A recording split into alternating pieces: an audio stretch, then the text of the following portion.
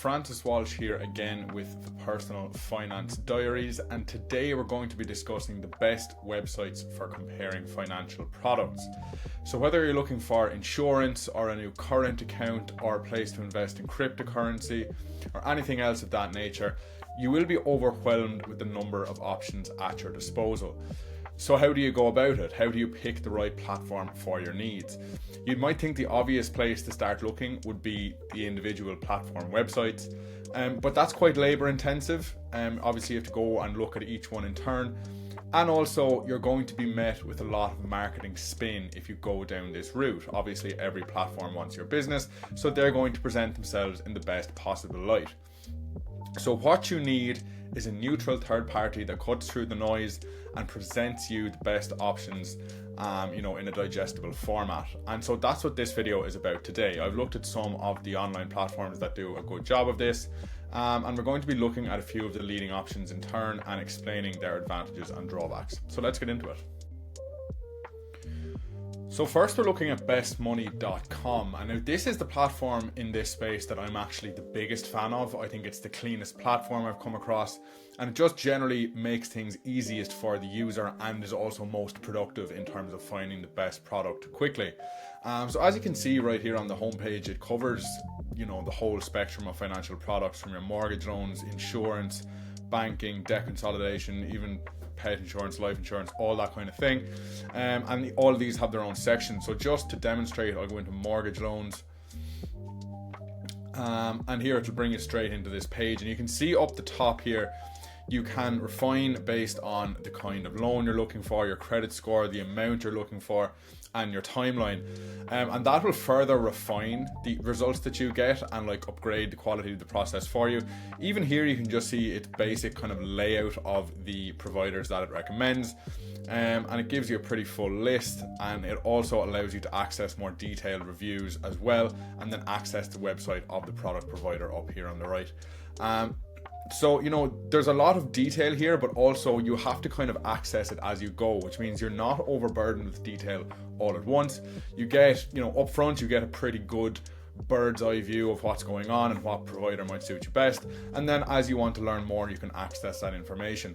Crucially as well, and this isn't always the case with every provider, you're not going to be inundated with random follow-up requests if you use bestmoney.com. If you use some other providers, they will be linked to the companies behind the financial products, and those companies will get your contact details and contact you incessantly until you either say no or agree to make a purchase. And this obviously can be a little bit stressful and a little bit annoying, and it's good that you don't get that with BestMoney. So yeah, overall I think it's a really customer centric tool, and I think it does a great job of helping you pick between financial products. So the next name on my list is NerdWallet, and NerdWallet is a company you're probably going to be familiar with already. It does have a huge presence in terms of the online finance publication market, and it has a range of comparison tools. I've just looked at the credit card comparison tool here just as an example. As you can see, it's really well designed. It's nice to look at, and it gives you a lot of options for different cards that might be suitable in different situations and all that kind of thing. So it's quite a robust tool, but there's pluses and minuses here. It's a little bit heavy, I think, if you're just kind of browsing and you just want a general idea of the advantages of certain products over their competitors. It's a little bit too much for that. And there are other examples I could go into that would demonstrate this, but you can see it here. There's a lot of detail there, and I've only added one card. There's a lot going on, and there's a lot to juggle. So if you're just looking for, kind of the best credit card to get, and you're not really interested in putting a huge amount of research into it, this might be a little bit too much. If you are, on the other hand, in the market for something a bit more in-depth, NerdWallet might be a good place to look. So the next tool I'm looking at today is Bankrate. And now Bankrate is quite a specialist option in that it's really focused more on rates in terms of both lending and saving rates than on anything else. And you can see that stressed even here on the homepage. It really prioritizes rates on things like CDs and high yield savings and all that kind of thing. And that is brilliant if you're in the market for, you know, a savings account or a loan or something like that, because as you'll know, if you've ever taken out a loan, the maths involved can get quite difficult. The numbers can stack up and there's a lot of percentages and APRs and things flying around, and it all gets quite difficult to wrap your head around. And Bankrate does do a good job of filtering out the noise in this respect. However, it does struggle when it comes to usability. It's not the most user-friendly platform. Its UI is well behind the others I've looked at so far today. Even just when I was preparing to make this segment of the video, I tried to access some of these buttons here, and they're all hidden behind captchas, you know, prove you're human, this kind of thing, and I just couldn't get through it. It was just really badly set up, and I think this is kind of something that occurs again and again on the platform, and it really does take kind of marks off it, I suppose. But yeah, if you are in the market for a loan or a savings account and you want detailed guidance on the numbers involved, then Bankrate is a good place to look. But other than that, I'd probably recommend going with a more generalist tool that has a better user interface. And so finally, we'll be looking at Finder, and Finder really is, I suppose, the general purpose option here. It is, you know, it does give you options under a huge amount of headings, as you can see here. I'll just go into IRA accounts just to kind of provide a little look. And again, it's, you know, it has this interface where there are multiple options there, and it allows you to see a kind of an overview of them before looking into them each in detail.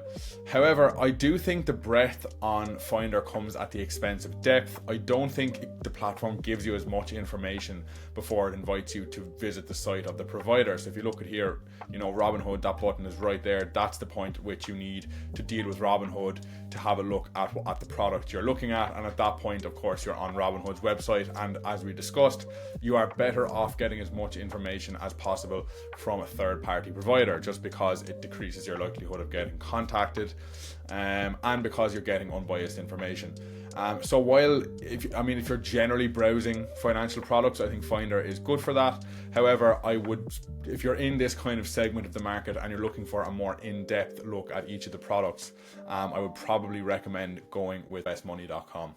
And so ultimately then, I think it's fair to say that the best financial product comparison tool for you will really depend on your needs. If you're just looking for a kind of a general consumer product, you know, a new credit card or a car loan or something like that, I would probably recommend going with bestmoney.com, just because I think it does the basics really well, and because you know, the layout is really user friendly, and it will be, you know, easy for you to get the hang of in that respect. If you're looking for more in-depth information on rates, I'd probably look at Bankrate. If you can navigate its UI, there is some really useful data there, and it's worth keeping that in mind. Ultimately, the advice I would kind of give is to use one of these tools. I mean, don't get lost in a sea of you know, marketing speak from financial product providers themselves. There is plenty of good third-party advice out there for you to lean on and rely on when you're making a decision like this. But that's all for me in this video, and I'll see you all in the next one.